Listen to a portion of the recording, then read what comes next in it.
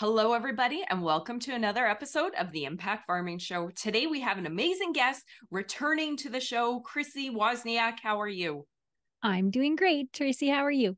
Good. I am so happy to have you on the show. Those of you guys watching, Chrissy is the founder of North American Ag and the show host of North American Ag Spotlight. And what color is your tractor? Chrissy has been on. She is a fellow podcaster. And most importantly, she is also a dear friend from the industry. So, Chrissy, I'm so excited to have you. We are going to chat a little bit. We have an interesting interview here.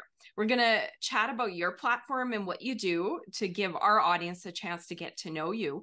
But we're going to dive deep into some ag policy. So before we go to the second part, why don't you tell our audience a little bit more about you, your shows, why you got started, all that good stuff.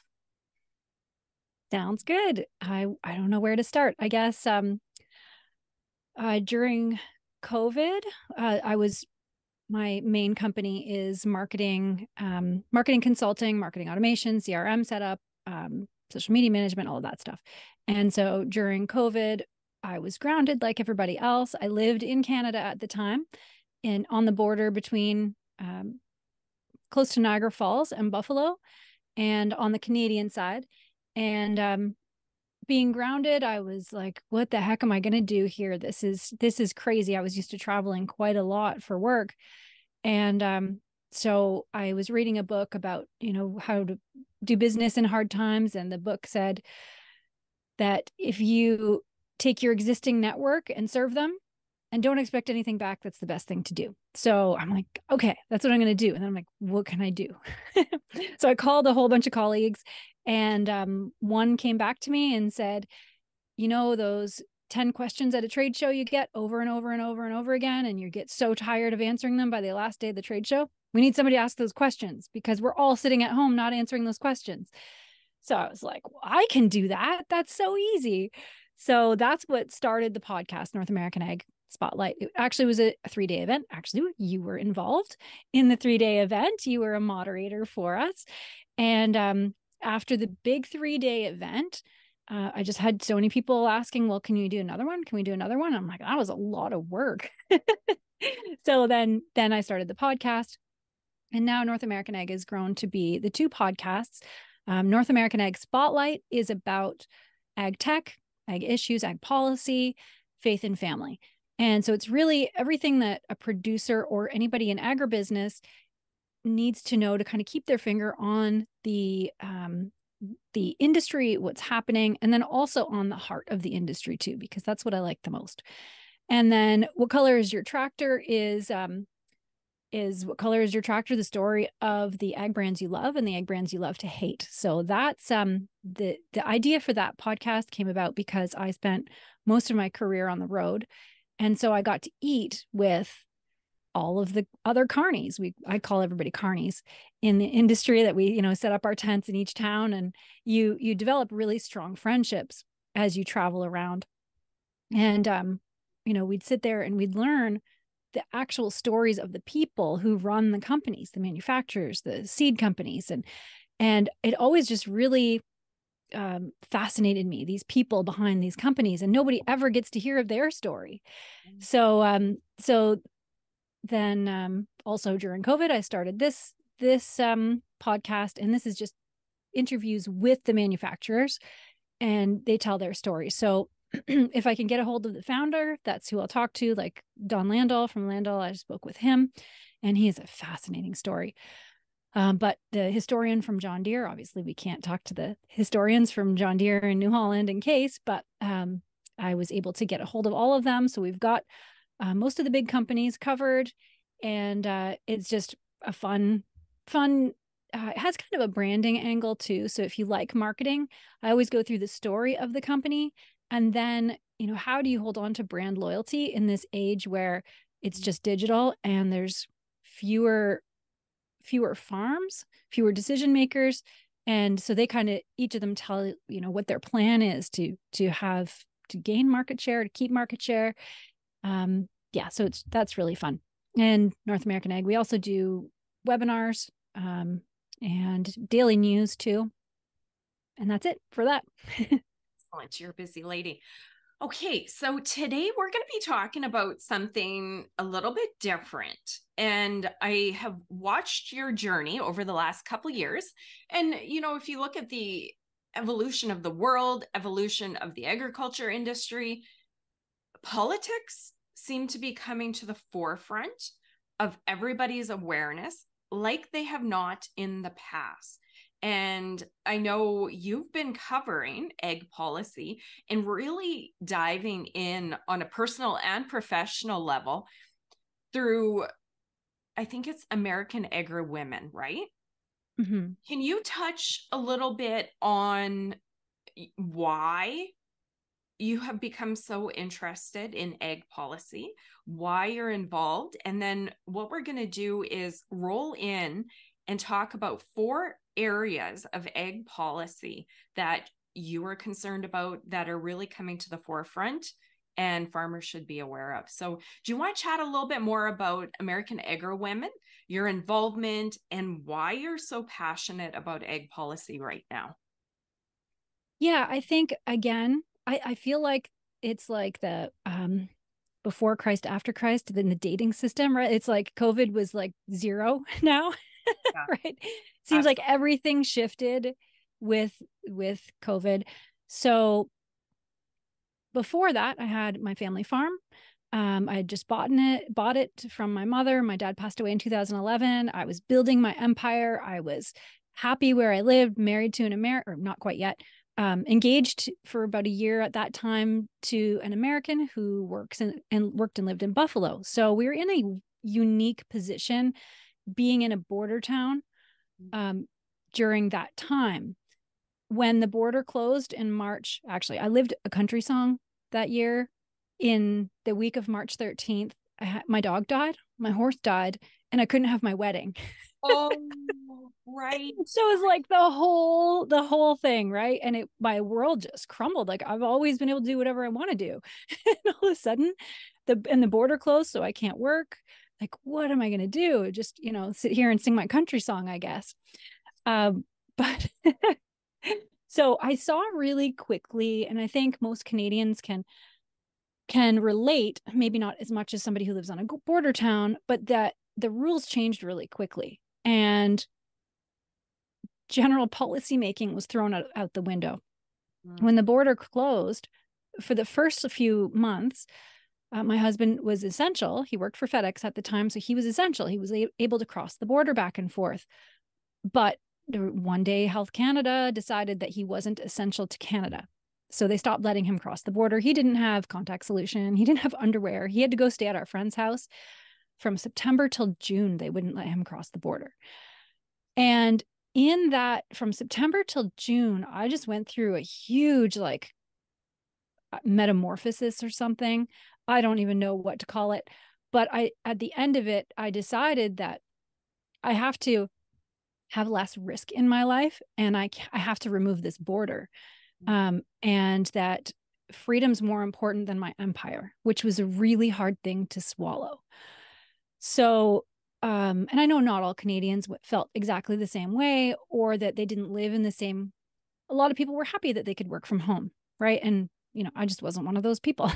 I liked the way my life was before. So I decided to, because we lived on the border, we had Cuomo on one side of the border and we had Trudeau on the other side of the border, and we decided to trade him up for DeSantis. So we moved down to Florida, just ripped off the Band-Aid, and really haven't looked back. So that's kind of the why. And as through this metamorphosis, and then now the following couple of years, I've really paid attention. I was always interested in politics, but not to this level. Now I really like to look at it from the minute, each issue. What I really hate is when people treat politics like football, right? Or hockey. Team are you on? Right. And it's just, I bleed blue because I'm a Leafs fan. My dad was a Leafs fan. And right. Yeah. Well, we can't think about politics the same way. And I think everybody needs to really take a step back and think about the issues. So that's why the podcast, as it kind of evolved, I started doing at least once a month ag policy, because whoever controls the food controls the people. And so for me, I have only really known agriculture, but that's the most important industry of all, because of that plain fact. So as I started to learn more, and you just, you see things and then you can't unsee things, and then you see more and you see more and you see more, and you really realize, like, we have to start standing up for farmers. We have to start standing up for this industry, or else we're going to lose control of it. And so, Canada's further ahead than the US is in that, down that path. And I feel like, can Canada come back from that? I don't know. But I think that Canadians need to try. You don't have to run away like I did, but I'm trying my hardest here. But that leads me to why I joined American Agri-Women. And a friend of mine, a great ag PR guy from out in California, his name is Warren Clark, and he owns ag PR. And I developed a relationship with him through media circles. And he just kept pestering me saying, you need to join these people. I think that this is right up your alley. And I'm like, I'm so busy. I ended up calling a few, or I don't know if he arranged it or whatever, but started to talk to these ladies. And I was just overwhelmed at how passionate they were about the same things that I was. You know how you feel, especially during the pandemic, you just feel kind of alone, like you're in this struggle all by yourself, and you can see things that are wrong and you can't do anything about it. Well, I started meeting these women, and they were all like, well, we together, we're a force for truth. That's actually the motto. We're a force for truth. That really resonated with me. So I went to, there's 3 meetings a year. I went to the first one, which was in Nashville, the mid-year meeting, and fell in love with the organization. They spend 2 days going over their 340 something positions on ag policy. And the entire group has to agree and vote that these are our positions for this year. So, and it was amazing to me, where we can't even decide on the stupidest things, like what color your car should be, or, you know what I mean? Like what you should eat, or, organic or not organic, or there's a million trigger issues, right? But how on earth did we get this group of women that are so aligned with their values that we could all agree on 300 and something things? Like, that's fascinating. So that meeting is in preparation for the annual fly-in to DC. So we prepare all of those positions, and then you go back home, everybody gets to work, and the executive team comes up with the policy book and these beautiful folders, and then we all fly into Washington, DC in the first week of June. And we go meet with the USDA, meet with EPA, meet with your senators. You make your own appointments, senators and congressmen, and you go and tell them. And we try to get as many people from as many states as possible to come in and have their voices heard. And it was mind-blowing. My daughter went to, it completely changed her life. It changed the trajectory of her life, being able to see that if we're a strong enough voice, we can be heard. And right now, farmers are just 2% of the population. They need more of us. We need more of us. I wanted to be a farmer when I grew up. That's why I chose agriculture, but I couldn't because I didn't have a farm. So that's why I chose agribusiness. But there have to be more people like-minded that want to help the industry, really want to help humanity. And that's why I joined.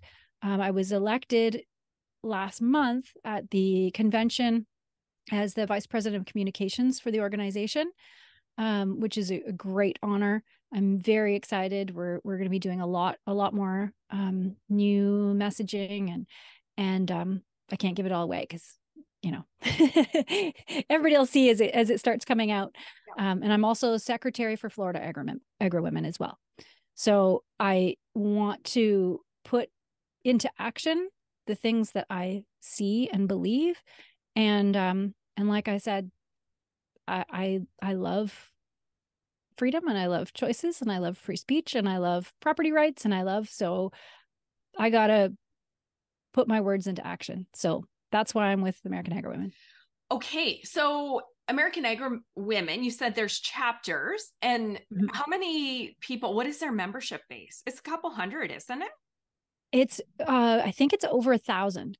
Oh, wow. Yeah, it's Huge. quite large. Most states have an affiliate, some don't. Okay. And then there used to be a Canadian affiliate too. So, that's always an option too. A lot of what we do too is also training on how to do these things. So, for Canadians to really learn how to talk to your MPs and how to make a difference in your at the provincial level and at the national level. It's a great resource. It's pretty much the same. We're hoping, so this year we're actually opening it up to all women's groups, not just us. Okay. So it can be, any other women in any other organization can come register and hear. This is a brand new thing. It's always just been members. But because we need more voices, we need more. This is also an election year. It's a really important year to get excited about what's happening in DC and put our feet down. Well, and you know what? The opening it up is also great, probably for membership as well, but just working together with other groups, because sometimes I find there's so many people that have a mission and a desire and a drive, just like non-for-profits, and everybody forms their own non-for-profit, and we're all working in silos, just like the commodity organizations too, right? Where it's this commodity, they have their board and membership, and then there's this one. But if we amalgamate and work together, there's a stronger voice behind that, right? So bringing in women from other organizations, that's a great idea. I love it. Yep. Okay. So thank you for sharing that. And thank you for talking more about American Agri Women. I know you're a huge fan and always chatting to me about it. So let's dive into the egg policy. We're picking the four top that are coming to the forefront. Let's start with ESGs. Do you want to share more high level what that is, and maybe touch on what the point is and what the concerns are? Give me your perspective on that. Yeah, and I'm so happy you chose that one first. It's kind of an issue that's kind of just getting slid under the carpet and kind of been rolled out quietly. And as people in agribusiness and farmers, it's like, that doesn't concern me, but it does. It concerns everybody. And this is coming not just from our federal levels, but it's actually coming down from a global level. And so I'll start with what it is first. So ESG is environmental, social, and governance. And what it kind of is, what it replicates is your credit score. So you get your first credit card when you're in college, and as long as you pay it back, your credit score keeps that relationship with credit just keeps getting bigger and bigger, and your credit score gets higher and higher. And then something bad happens and you can't pay your car, and then your credit rating goes down, right? And then you build it back up again. That is a socially acceptable relationship with money, right? And that's a number that is related to you and your relationship with money, and how much risk you would be to a creditor. The problem now is that it's shifting to this environmental, social, governance score. And if we think about that really carefully, it is up to your environmental footprint, your social beliefs, and governance, the rules and policy. Okay. And I think you could get 5 people in a room and nobody would agree on what all those 3 things mean. And everybody could say what their values are in each of those 3 buckets, and nobody would agree. So the big thing to me is, who is saying what's right and wrong in those areas?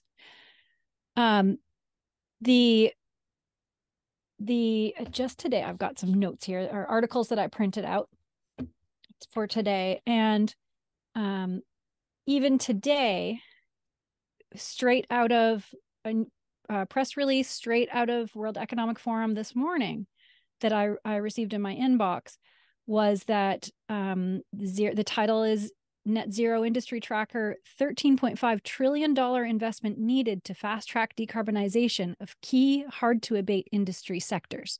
We're going to get into this a little bit later, but it's getting pushed down as this is the most important thing, this decarbonization.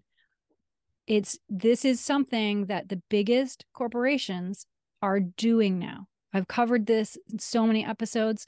I have one episode called Do You Want More ESG on Your RFID? One of the best descriptions of how ESG is affecting agriculture. It was an interview I did with Bill Bullard from RCAF, and he really breaks it down. So if anybody wants to, I don't know, they can contact you and get that link. He does a great job of really breaking it down, even just in the cattle industry, how that can affect. But money should be with money. Your social beliefs should stay with your beliefs. And Chrissy will stereotype agriculture.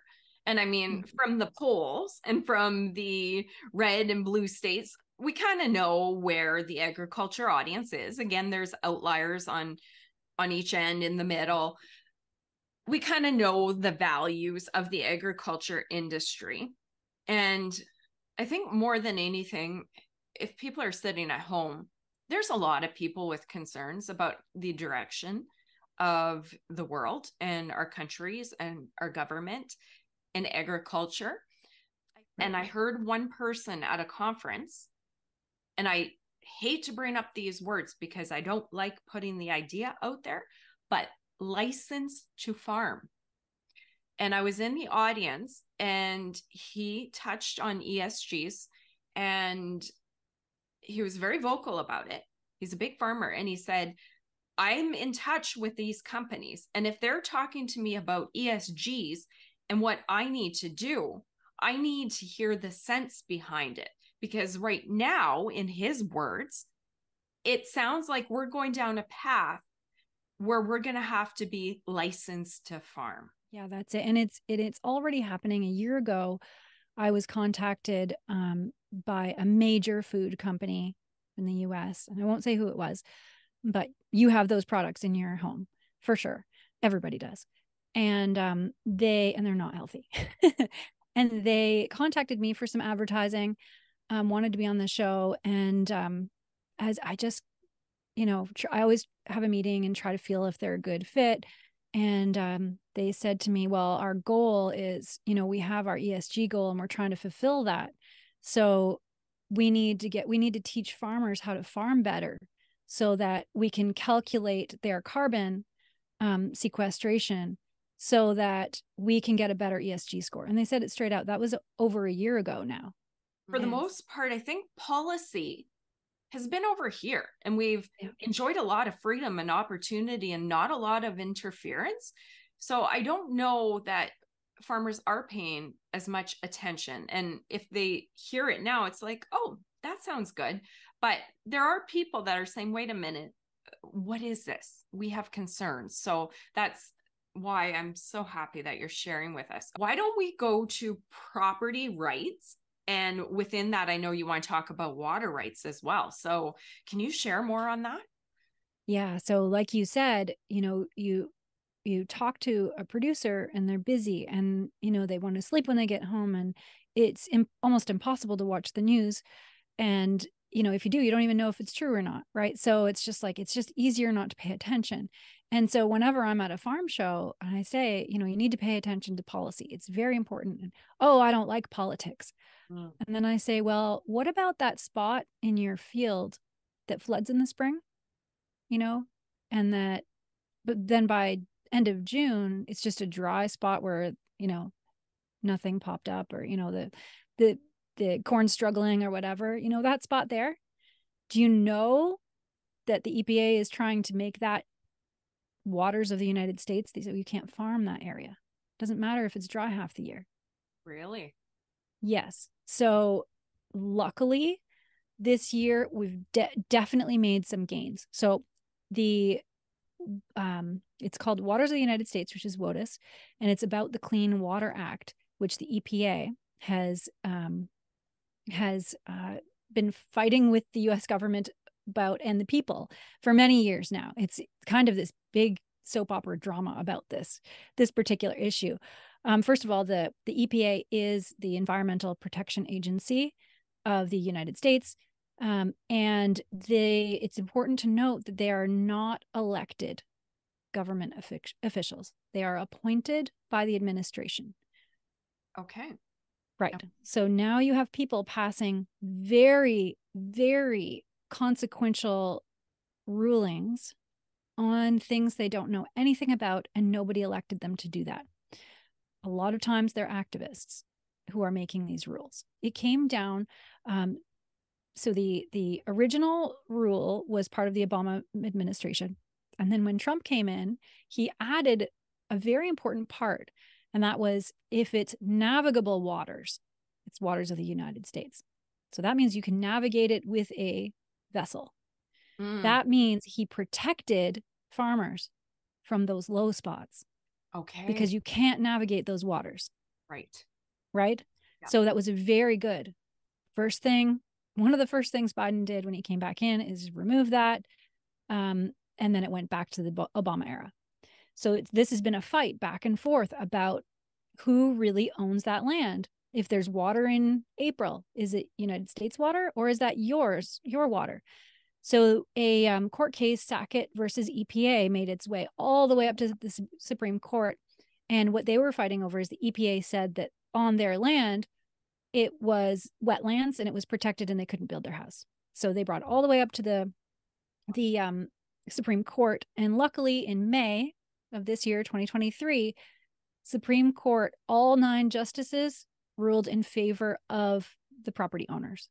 This was a huge win. There's still a long way to go, but this was a huge win for farmers. So they have to, tighten up the language now. It's probably always going to be a problem, right? But at least that has now reached that level. The basis underneath all of this is the 30 by 30 rule. And if you listen to enough of Biden's speeches from the very beginning, you'll see he made a bill or a proclamation and a speech about this 30 by 30, which means 30% of the United States will be owned by the government and back to its natural habitat by 2030. 30% of the United States. So what they're doing now is going and putting monuments in all of these places and designating them as monuments, these huge parks, huge national, like farmland, everything. So right now is the time to start thinking about property rights, because this is a goal of the current administration. And this is not just in the US. This is a global thing. Every single country has the same goals, and they want to return nature to its original state. And this is in the West, they're fighting hard against this because that land, a lot of it is leased land. And these rules are making it so that farmers can't graze on that land anymore. And so there's a lot there. I've done a ton of episodes on this too. Right. And it's a very big deal, but it is top down. The other thing to think about is that on these monuments, these now like millions of acres are minerals that we could be using. And they're being locked up forever. So we could be independent in North America, but instead we're leaving it up to other countries to go do the mining for us so that we can all have our gadgets.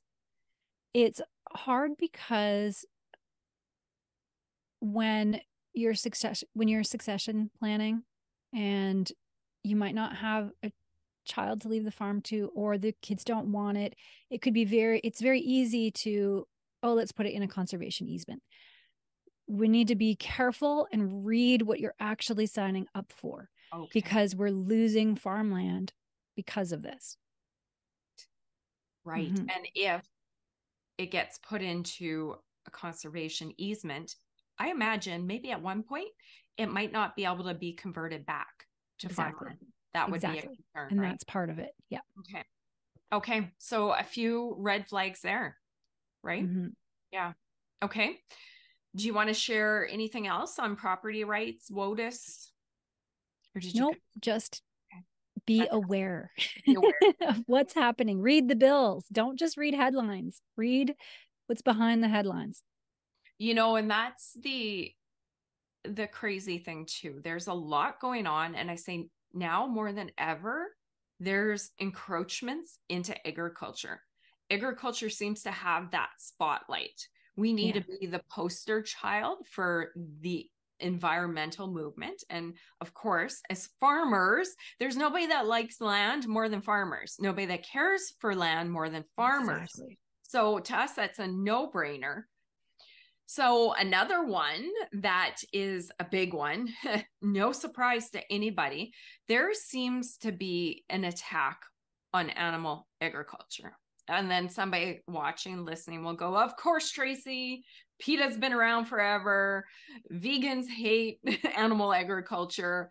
That is old news. But the attack on agriculture, animal agriculture, seems to be coming a bit from the government level. And we're more and more in the spotlight. So do you want to share what's going on? Yeah. So I've spent this year quite a bit of time in California and hearing speakers. And this is kind of, I'd say California is a ground zero for a lot of this regulation that's getting put through.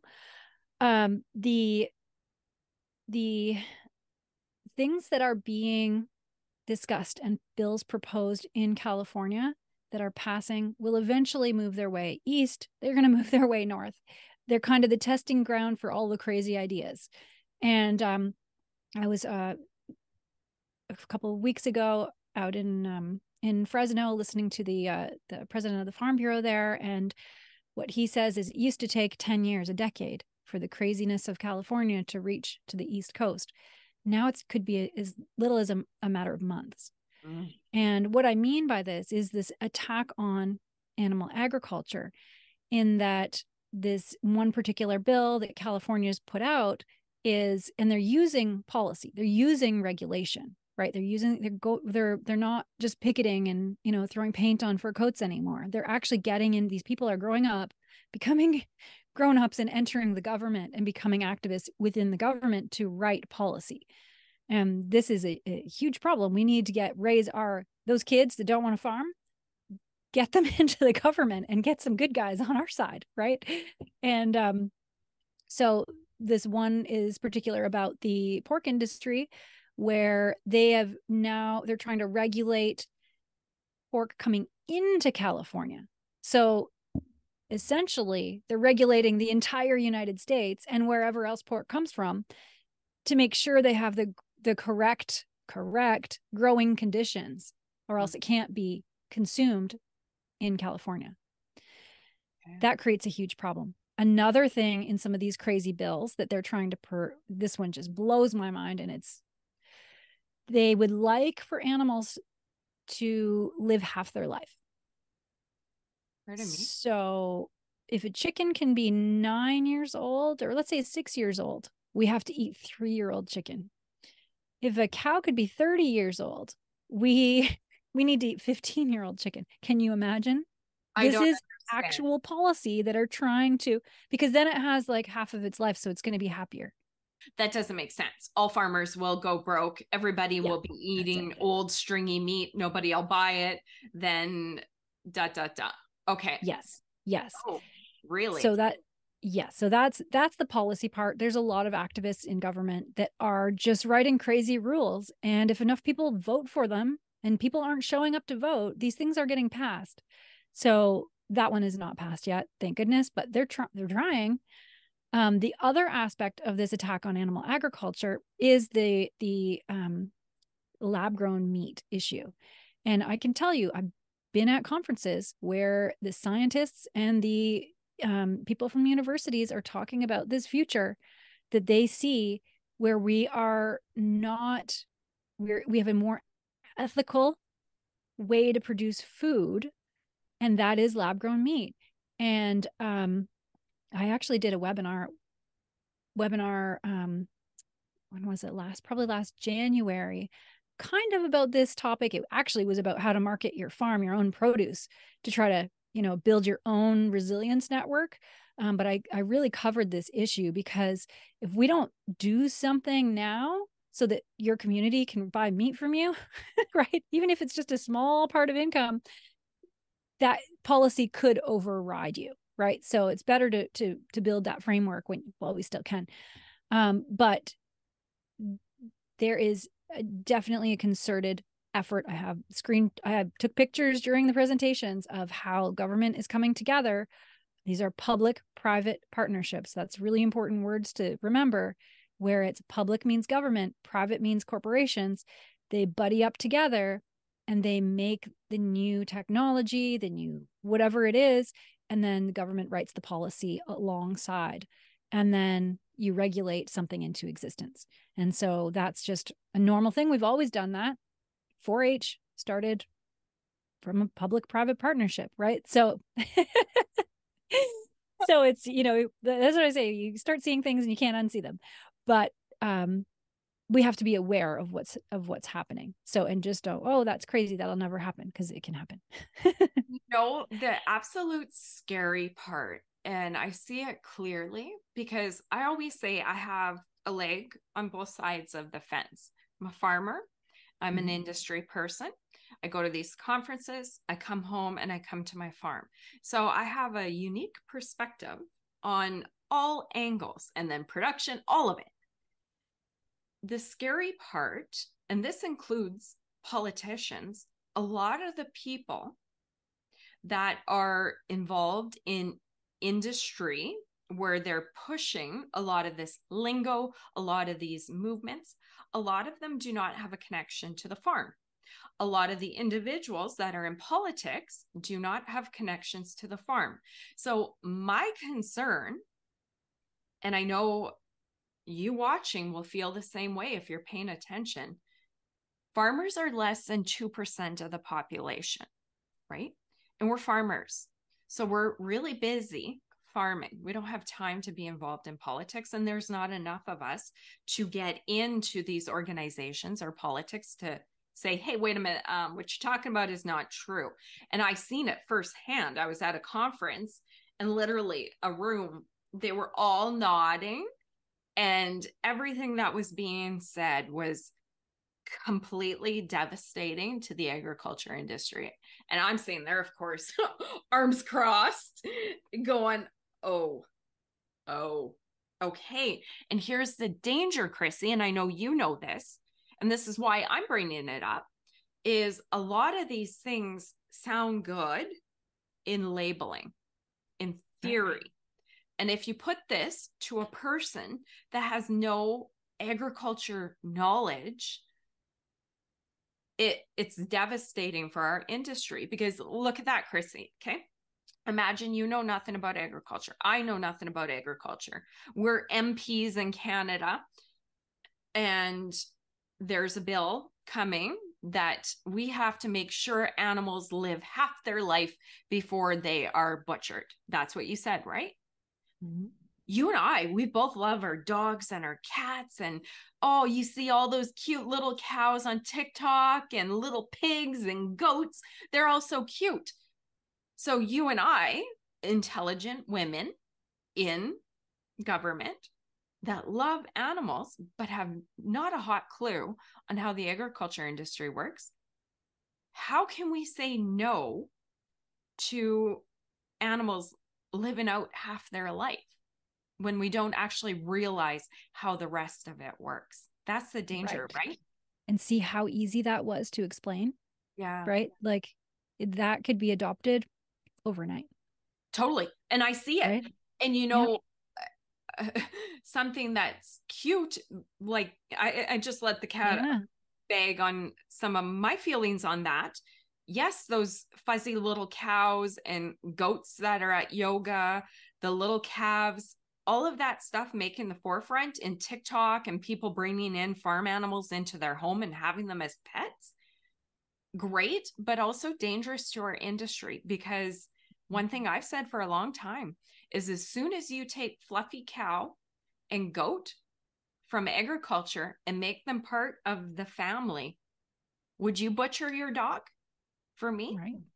Yeah, no. We're starting to move some of these animals that are born and exist to feed humanity. We're starting to blur the lines and bring them to pet status. And I've always thought that's a little bit concerning. And now when we look, when some of these policies are coming, the way the 98% of the population look at farm animals has changed. And who in their right mind would say, I don't want a cow to live out half her life? Right? Yeah. If that comes up to a vote, we're going to lose. Yeah. Yeah. Right. For sure.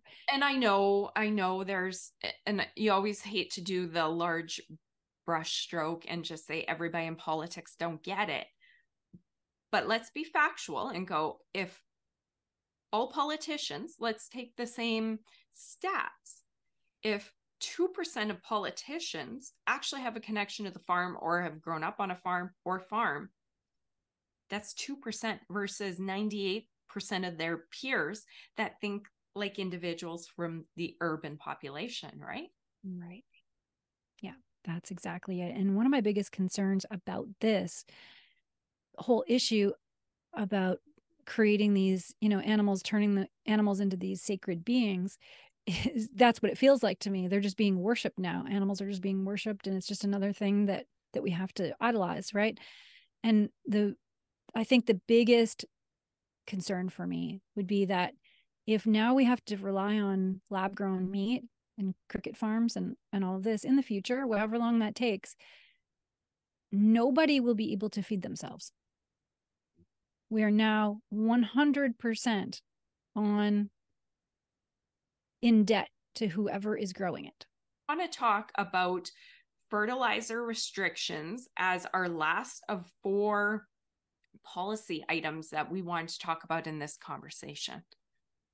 Yeah, and this issue ties in all the other ones too, right? So it's hard to know where to start, but I will actually start at the article that I started reading from the beginning. Oh yeah, the press release from World Economic Forum. And anybody, you can subscribe to these news releases. They come out every couple of weeks, and it just says what they're doing and how they're disseminating their information. They were recently in California meeting with Governor Newsom, where they cleaned up California and got rid of the homeless people because China was coming and this big ordeal was happening. So it was interesting. If you don't pay attention, you might not know, but this is what's coming out of this. So this news release, World Economic Forum today, and I read you the headline already, which was Net Zero Industry Tracker. $13.5 trillion investment is needed to fast track decarbonization of key hard to abate industry sectors. So that all just sounds like a gobbledygook headline until you think about it from the agriculture perspective. And so what does this mean? They need to fast track the decarbonization. So this environmentalist agenda has to be fast tracked. They need $13.5 trillion to do it. The Net Zero Industry Tracker 2023, published in collaboration with Accenture, takes stock of the progress towards net zero emissions for 8 industries: steel, cement, aluminum, ammonia. And I'm going to stop at ammonia. Why do we need ammonia? Well, for fertilizer. Might know that. Yeah, exactly. Yeah.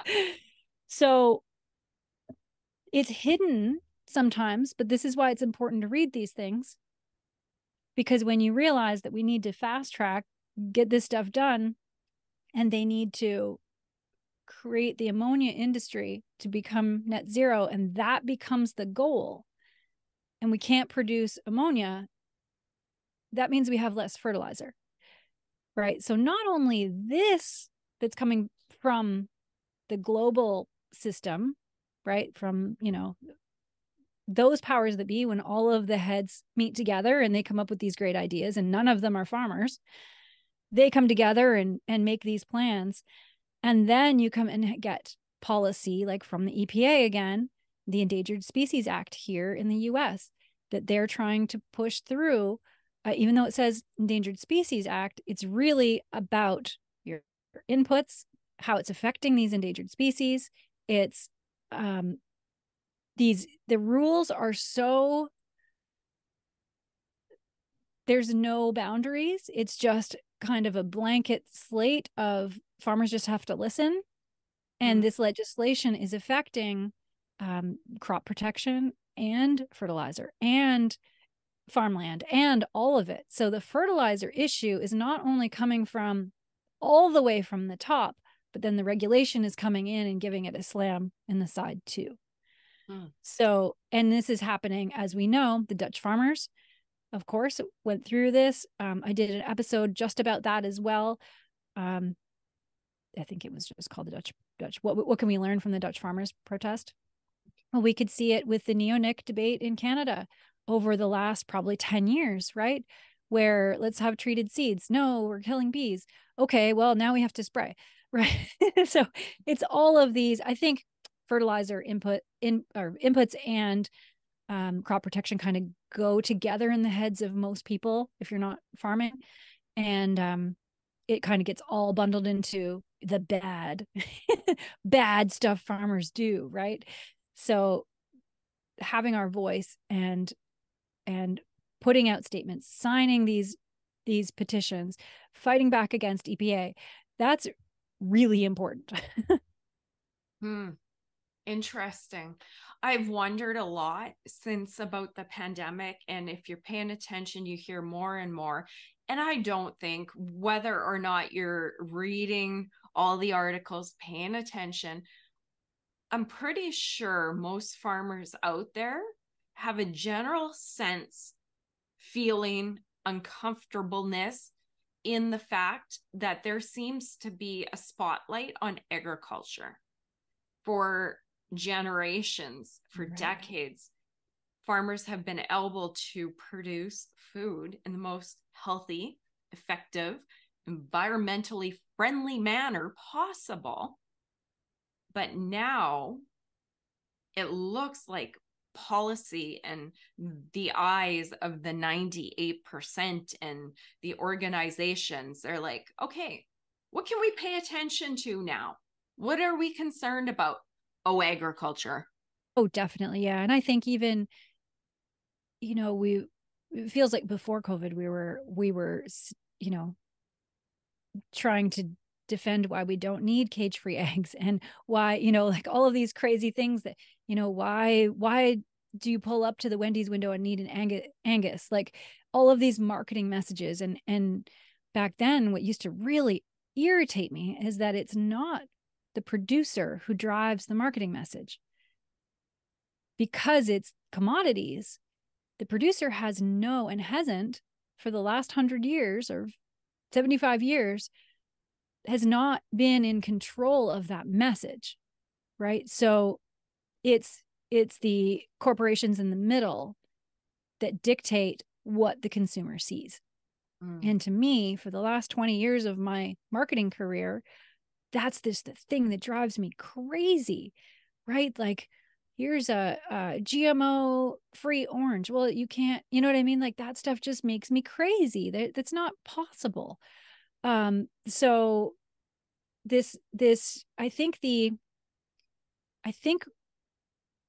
we've gotten to this place because there is no voice of agriculture, united voice of agriculture. I think it's whatever corporations in the middle. And because there's so few farmers, they don't have enough strength to rally into the cities and show what the truth is. And they're too busy working to be able to do that anyway. So that's why organizations like American Agri Women are important, because together we can be a force for truth, right? But this food industry is leverage too. So between policy and between horrible marketing messages, this is where we ended up. Yeah. And I agree with you completely. And that's why I wanted to have you on the show and pick your brain on this, because we need to do our due diligence as farmers and be paying attention to this, because exactly what you just said, there's always been the urban message coming at farmers, and farmers have become, or urban individuals have become more interested in where their food has come from.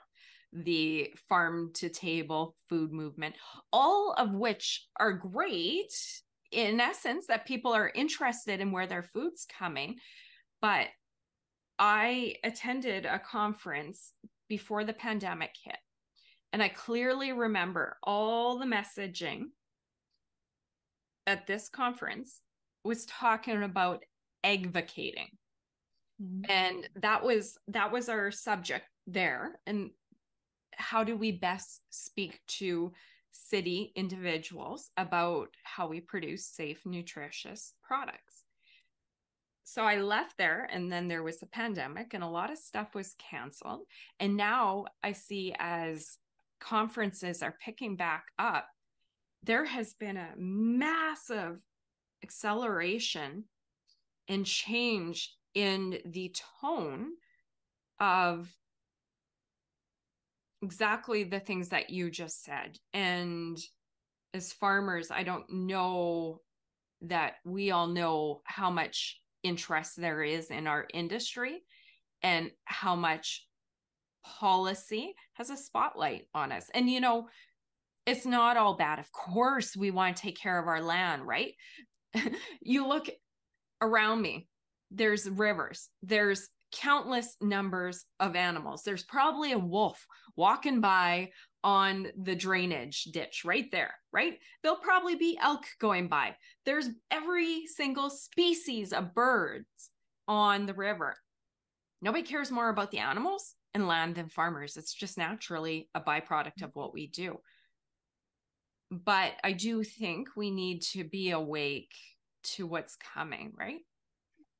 Yeah, absolutely. And I've thought so hard about this whole issue. And I think if you can, it's a big job, right? Communicating to the masses. But I think if every farm just tries one way to reach into their community, just their local community. You don't have to be an influencer. I think that got draining on a lot of people, is trying to be influencers. Yeah. But really just make a difference in your community. Like somebody was just telling me, I can't remember who it was, about one of the 4-H clubs. The farm actually sponsored kids to come to their farm to be able to work with their animals and show them in the 4-H. Like, there are a lot of things you can do just to reach into that community hands on and just love on your community. Whether you can sell anything. I know commodity farmers, from, the whole Midwest, you're not going to go and sell raw corn and soybeans to the people, right? But you can have tours on your farm. You can have these younger generations touching, feeling, seeing what they're smelling, right? Experiencing these things. And then the ag in the classroom, all of those programs are so important too, to try to get into, these minds and show them what the truth of it really is. But yeah, I'd say if every producer could just go, okay, what's one thing I could love on my community for, right? With what could I do just to do one thing a month to just, tell my community that I love them. I love it. I think those are amazing parting words and a great place to end. I'll give you a last spot here. We covered the big 4 ESGs, property rights, the attack on animal agriculture, fertilizer restrictions, and mainly call to action: get involved in the community, share what you can, talk to people. I'll give you the spot to share any last thoughts you have and how people can connect with you if they are interested in looking at your show episodes. I think one of the things we'll do, Chrissy, for the audience, we mentioned, I think, about 3 or 4 different ones of your episodes. I would like include those as show links on our page so that anybody that's listening, they can go to Farm Marketer really quick and access those episodes that we talked about. So we'll do that. So last call out. If people want to connect with you, watch, listen to your show, how can they do so? Yep. Go to northamericanegg.com, sign up. I think it's at the bottom or on the contact us page, and then you'll receive our weekly email with the latest show. So that's the best way. And I don't just cover, like I said at the beginning, I don't just cover ag policy. It's just something that my heart is really, really burdened with, I guess. I cover a lot of ag tech, and new products, amazing people in the industry. And actually, I'm going to have, did you hear about the cowboys that went over to Israel to help the farmers? No. I'm going to have them on my show soon. So yeah, so that's going to be great. So lots of different topics. And yeah, if you just go to northamericanegg.com, that's how you find me. And then if you are interested in American Agri-Women, go to americanagriwomen.org. Within the next few weeks, we're going to have a new website. It'll be still the same, americanagriwomen.org. The new website, you'll be able to sign up for action alerts. So this is a project that we're tackling where when we need to take action, you can sign up for action alerts. You won't get spammed. You're just going to get an email when there's something you can take action in your local, state, or federal communities and take action. And whether that's writing, calling, going to an event, whatever, I think that's going to be a great tool for us. But that will be rolled out in the next few weeks. Excellent. Well, Chrissy, thank you so much for your time. This was a big topic and a lot of important policy items that we covered. A lot of it's very complicated and technical. So I really enjoy your passion that you brought and really just coming on the show and going, okay, high level, here's what's going on. Here's some of the concerns and here's what we can do. So thank you so much, Chrissy. And I really appreciate you spending your time with us. Thank you, Tracy. Always great to talk to you. I agree. I love when you're on the show. You in the audience, if you enjoyed this episode as much as I did, like it, share it, get it out there so other farmers obviously can hear about these items that are on the radar that we all need to know about. So please do like, share, get it out there, and we'll see you next week. Bye-bye.